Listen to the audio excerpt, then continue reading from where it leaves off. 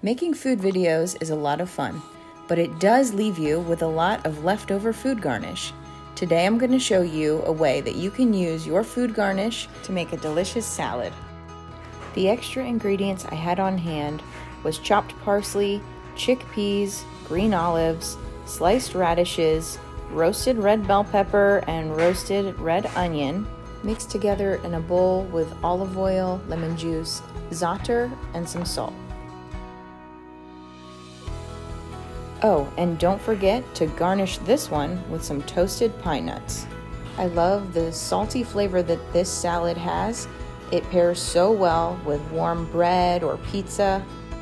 I challenge you to use your garnish in your fridge to create some really great salads and new flavors that you can prepare even when you don't have extra garnish on hand.